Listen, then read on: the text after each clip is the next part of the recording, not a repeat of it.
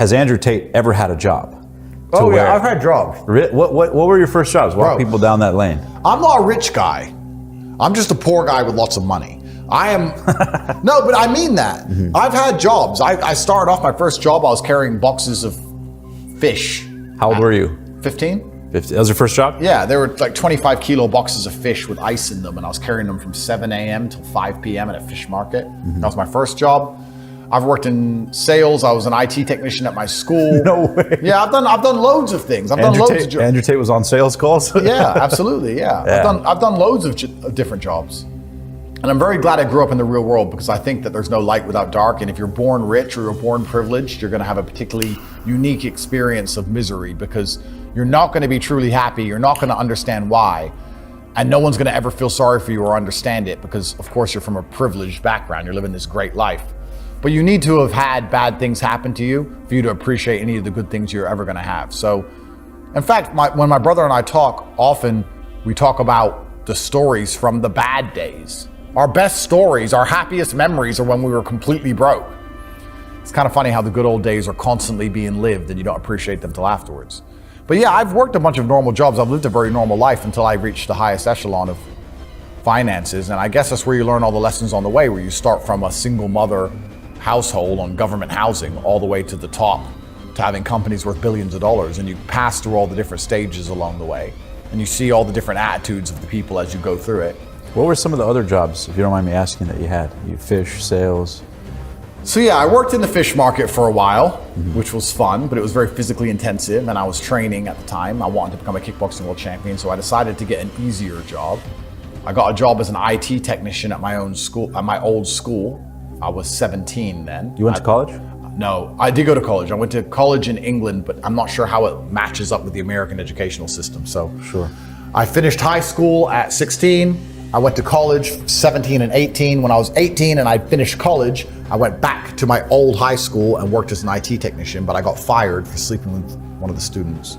Was she hot? She's very hot. She was 16, I was 18, I got fired. And then I got fired from there. And then I went and got a sales job. How did sales sharpen you? Because one of the common denominators, some of the most successful people in the world, has always been sales. I did door-to-door sales. Yep. I used to work selling solar. I later worked at Tesla. And it was always in sales, and it sharpens you to a whole new level. How did sales I think the best salespeople in the world are double glazing salesmen. What is that? Windows double glazing salesmen. Why is that? I think that must be the hardest sales job. Because if you sell cars, for example, somebody turns up on the car lot and they've turned up at the Audi dealership because they have a degree of respect for the Audi brand, and they maybe want an Audi, and you have to convince them it's better than the BMW and make sure they can afford it and sell them the Audi. Okay, fine.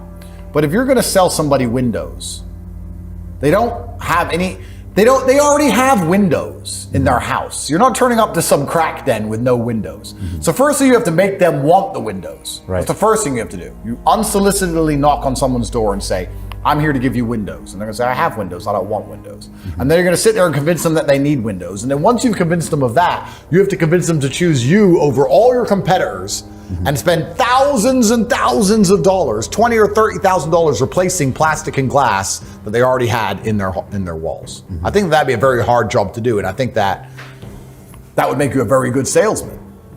But life is sales in general, right? You have to be able to make people understand the way you think, and I think that's all sales effectively is. It's having thoughts and being able to project them in a way that people follow them logically and want to agree with you or are inclined to agree with you at the end. So I think life is sales. Getting a girl to fall in love with you to a degree is sales. And convincing a judge you're innocent is sales. And it builds tremendous character and resilience. Well, you have to get used to being rejected. Yeah, hundreds and hundreds of times over. Yeah, it builds character. And it's amazing how if you start a sales job and you're rejected at the beginning, it's such a big deal, but after a while, the rejection just doesn't sting anymore. Yeah. Which perhaps answers back earlier when we were talking about my confidence to sit here and say things that get me in trouble. It just doesn't sting anymore. Did you? This will come out and the BBC will type up something about what I said and how bad of a person I am, and I won't care. It just doesn't matter anymore. So I'm that guy now. I just keep knocking at the door of fate. I keep knocking at the door waiting for them to eventually grab me and throw me in the cell. So we'll see how it goes.